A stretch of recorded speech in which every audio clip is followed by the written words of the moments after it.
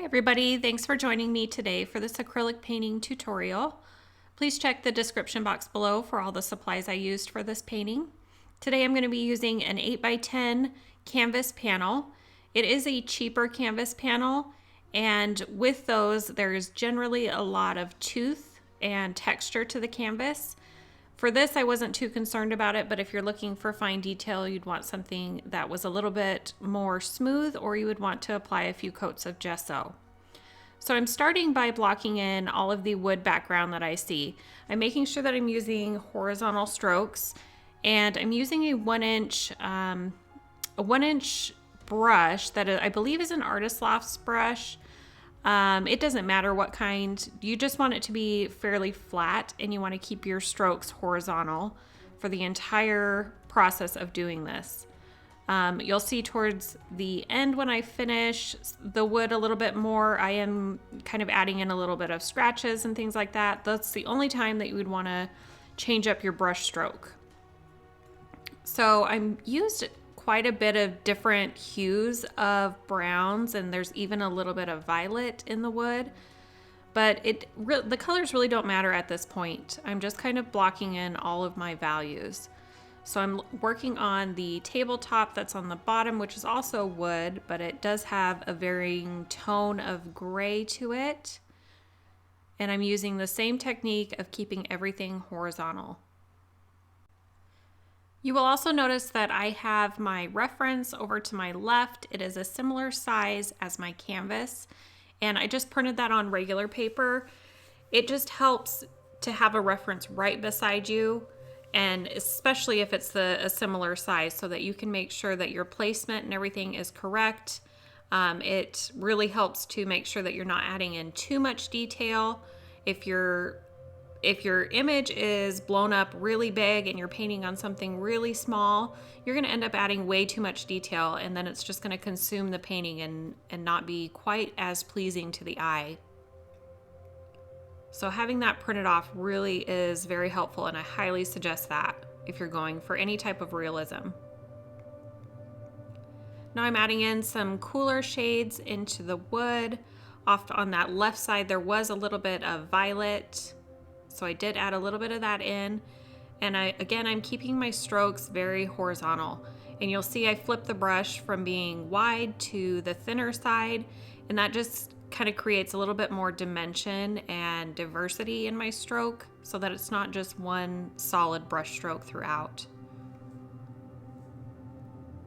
And I'm constantly comparing my painting to the reference photo, and I'm looking to see, okay, what areas need to be lighter, what areas need to be darker, and those would be your values. In this background, I didn't want it to be super detailed, which is why I'm using a larger brush, because that's not the main focus. The main focus is the flowers and the jar. So using a larger brush stroke will help kind of keep things a little bit more soft and less detailed. And I'm looking at my image, and I'm making sure I have some of the similar shapes that I see. So whenever I'm painting, I look at some of the abstract shapes that you'll see, and you'll notice that a little bit more when we get into the jar. But I'm painting the shapes. I'm not looking at it thinking that it's wood. I'm looking at it thinking that, oh, on the top there is a sideways triangle. I'm going to make sure I put that in. And I'm looking to see where things are on the canvas compared to my reference photo, and see what I need to adjust. So now I'm going in and I'm adding some of the scratches and the little details in there, just to make it kind of look like a roughed up texture. And I did switch to a little bit smaller brush, and that's just so that I can get a variation in the brush strokes in there. Brightening up that foreground area. So now I've gone and transferred. I used Sorel transfer paper, and I had transferred the image onto the canvas.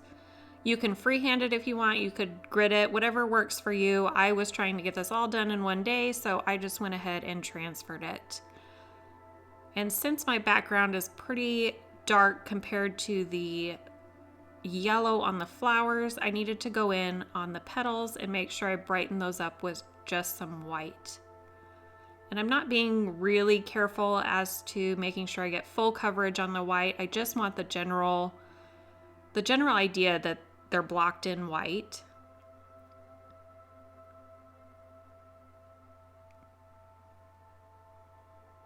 Yellow is a very transparent color, so if I had just gone in with just yellow, it would not have covered. It would have been a very dark, muddy yellow color. So that's why I needed to make sure I go in with the white first, and then we can glaze the yellow on top.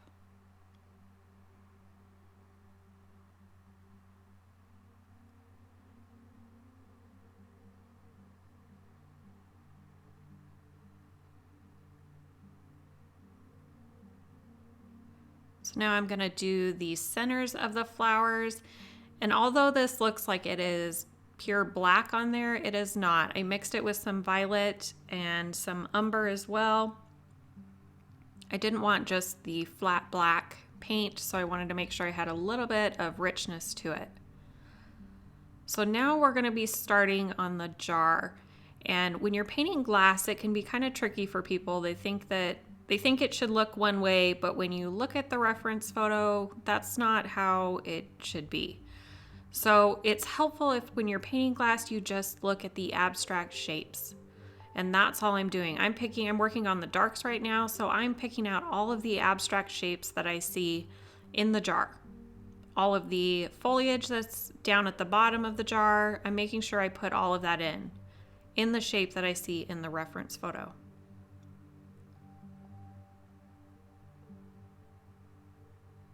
And this is definitely not the correct color, but at this stage I'm not going for the color. I'm going just to block in my values.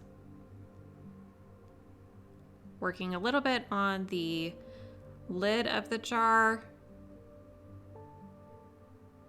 Again, just not worried about too much about the color, just want to get some values down.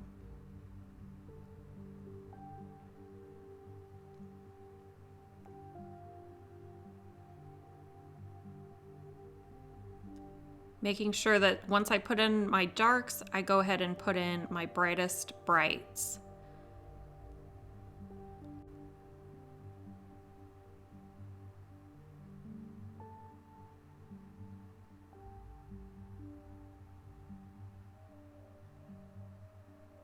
And you can see the brush that I'm using is a Princeton Aspen brush. I recently just got those and I got a few of them. I absolutely love them. If you are an acrylic painter, or even you could use it for oils as well, I absolutely love them. They're nice and firm, but they hold up well. I am not a very good brush mama, as you would say. I leave my brushes in the water. Don't do that. If you're just starting out painting, do not learn from me from that. Make sure that you take care of your brushes properly. I have just gotten in a bad habit of leaving them in the water while I paint, and it has ruined a lot of them. However, these ones tend to hold up really well, and the tips don't bend, they haven't started warping or anything, so I highly recommend them. So now I'm going into the actual jar, and I'm looking at all the colors and the shapes that I see, and this is more of a glaze. So these colors are not opaque at all, they're very translucent.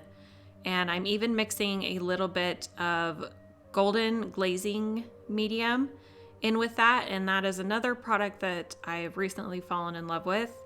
It really helps to add some transparency and flow to the paint. So if you haven't tried that, I would suggest getting a bottle of that and giving that a try.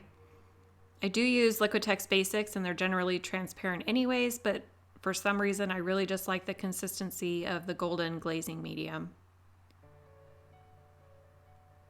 But I'm making sure that I'm putting in nice transparent layers. Glass is transparent, so you only want a few areas that are going to be more opaque, and then most of it is going to be transparent layers. And I'm not jumping in and making sure that I get everything bright and as dark as I want it on the first go. I'm gradually building that up. That just adds to the dimension and the realism effect. Slowly work your way up to the values that you want.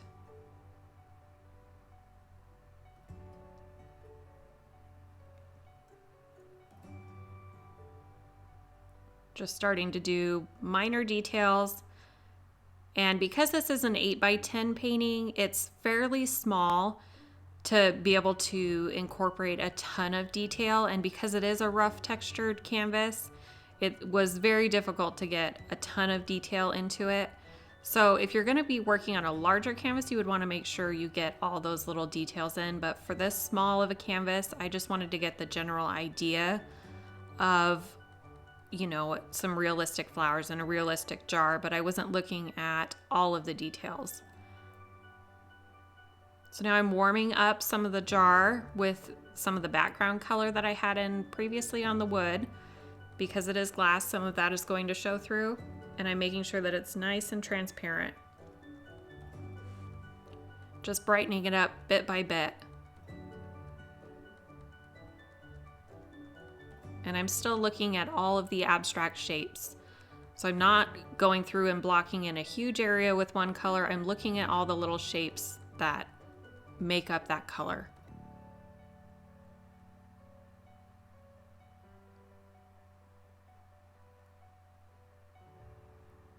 And now the color is getting a little bit more opaque, and that would be kind of working on the outside of the jar.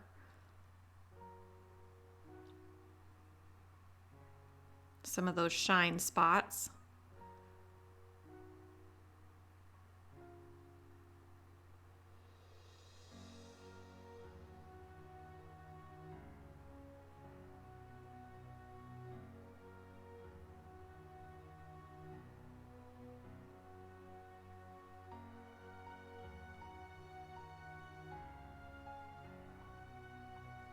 Just adding in a few more bright spots just to punch it up a little bit. Sometimes when you put the paint on, it'll look bright enough, and then acrylic paint dries usually a shade darker.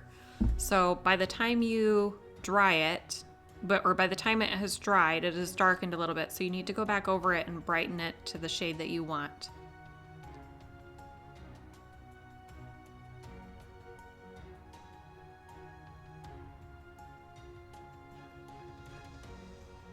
And this reference is from unsplash.com, and I will put that link in the description box below if you guys want to give this a try. If you do try this tutorial, I would love to see it if you would use the hashtag BozArtTutorials and tag me in it, and I would be so grateful to be able to see what you guys have painted, your rendition of it.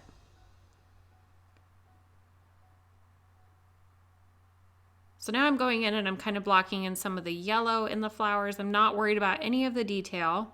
And you'll see in just a minute, I actually realized that I needed to finish the lid before I go and block in the flowers, since the lid is behind the flowers.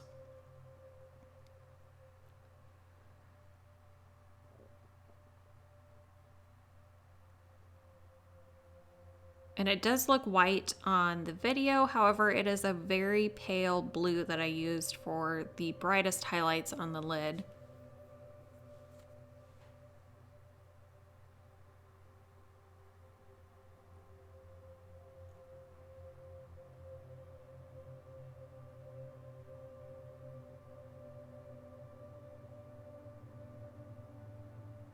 So now I'm back to the flowers. I'm blocking in with some cadmium yellow and I believe yellow ochre. It doesn't really matter. You just want a nice transparent color. So I did use a little bit, because yellow ochre is more opaque, I did put some of that gloss medium in it, and that helps to make it a little bit more transparent.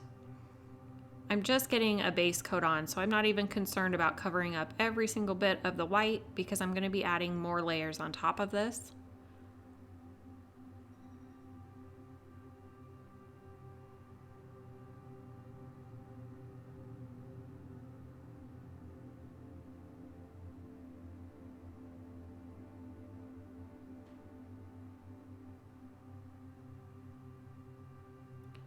So once that has all dried, I went through with a paper towel and wet it with just a spray bottle, just so that it's barely damp. And then I went through and wiped off all of my transfer lines, and that really allows me to see what lines I need to clean up.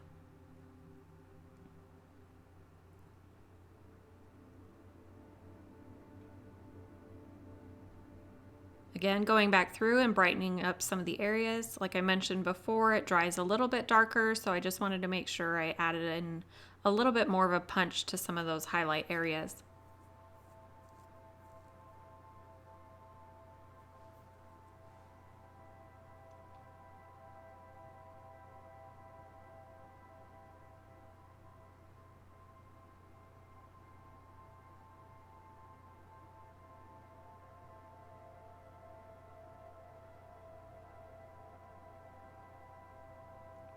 So now I'm starting to add in some of the vibrant shadows that I see within the petals. And because this is a painting and it's not a photo, I'm trying to punch up the color a little bit. So even in the photo, it's not that vibrant, but as far as for my painting, I wanted it to be more vibrant and look more lifelike, as you will. More like a painting, but a vibrant one. So even the shade on the yellow of the petals are going to be a little bit more vibrant. And I'm just loosely blocking in some of these shadows. I'm not going through with every single petal detailing because it is such a small painting. If it was on a larger canvas, you would want to make sure you shape out every single petal and correct all your shadows, make sure they're facing the way that they should be facing. But for here, I'm just kind of giving it the general idea. And I'm going over again with some of that dark color, just filling in those seed pods.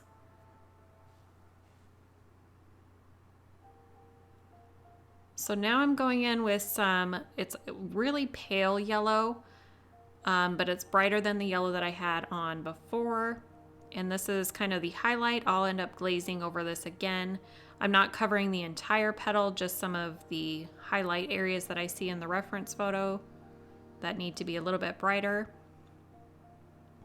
So it does look a little white on camera. It's not, it is a pale yellow.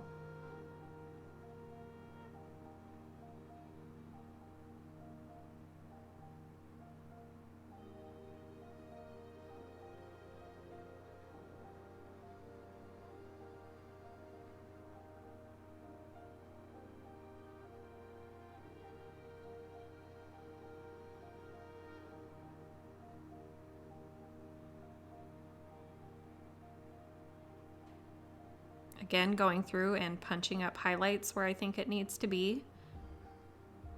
I'll usually work on an area and then move to the next area. That allows it time to dry and I can see what adjustments need to be made.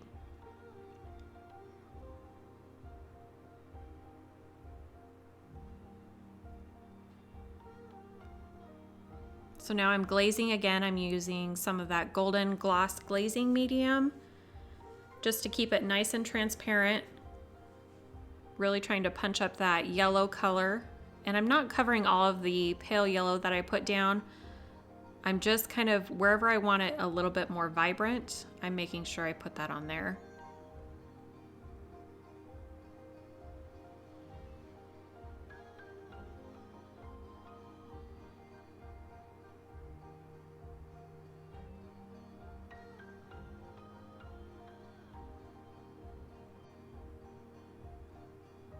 So now this is kind of a mid-tone orange, and that's just to help blend the darker, more vibrant orange that I had originally put down. This is just to kind of add another dimension, and it would be called a mid-tone.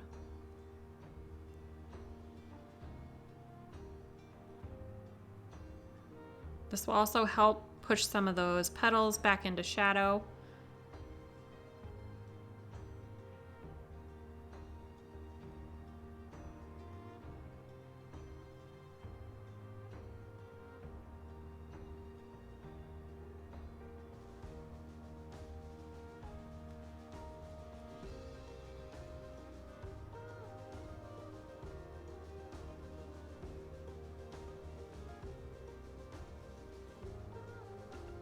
So now I'm going in with some of that original orange that I had put down and just trying to clean up a lot of my edges. Like I said, this canvas is a very rough texture, so trying to keep a clean edge was really difficult and challenging. So at the very end, I kind of go through and try to sharpen up some of my edges the best that I could with such a rough canvas.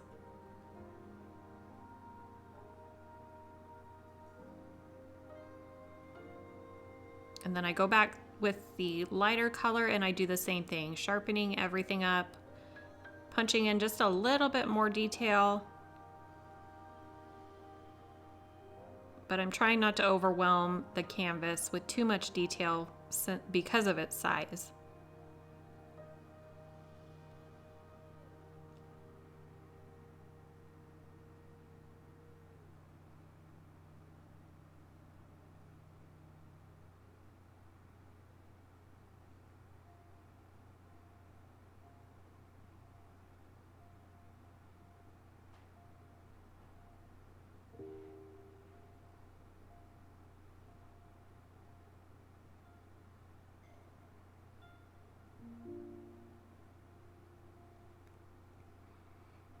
Just going through all of the petals and punching everything up. These will be some of the final highlights that I'll do on the petals.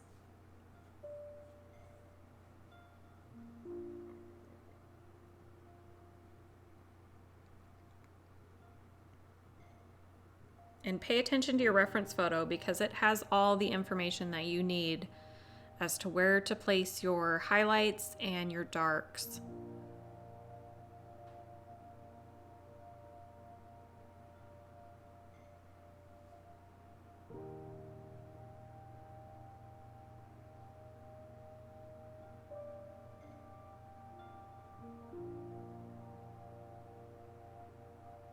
So I knew I needed to make that left side of the jar a little bit darker, and that helps to kind of punch up the brightness on the right side as well. If they're too close in color, then they're not going to get that punch factor.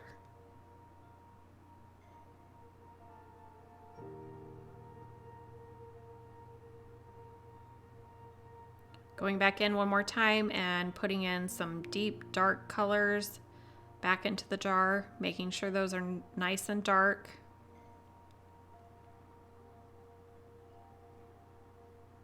And then I loosely sketched in my foreground area, and so now I'm going to go back and punch everything up and make sure I add in a little bit more detail since it is right in the front. But I want to make sure it has enough light right there to kind of give it that wow factor. And I'll do the same with the darks.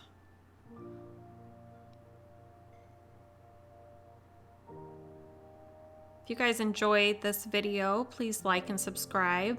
If you have any questions for me as well, go ahead and drop them in the comment section below. I look and read and answer every single one of the comments. You can also follow me on Facebook and Instagram and see what I'm working on, usually on a daily basis.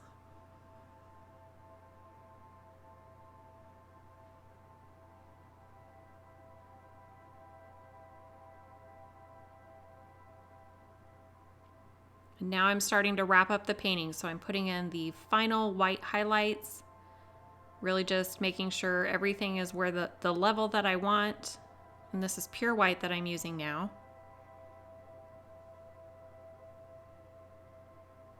These are just minor adjustments, just to give it a little bit of a wow factor for the lighting effect.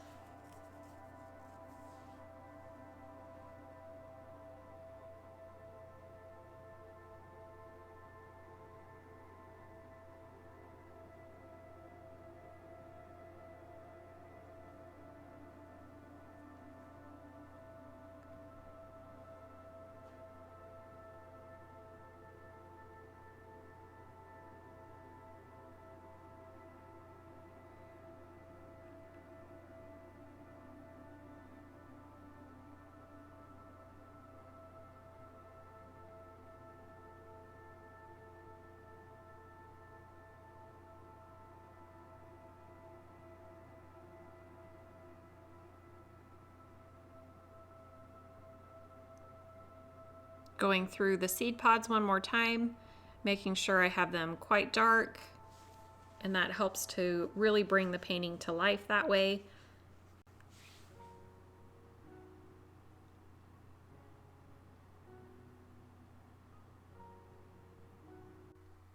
I hope that you guys enjoyed this tutorial.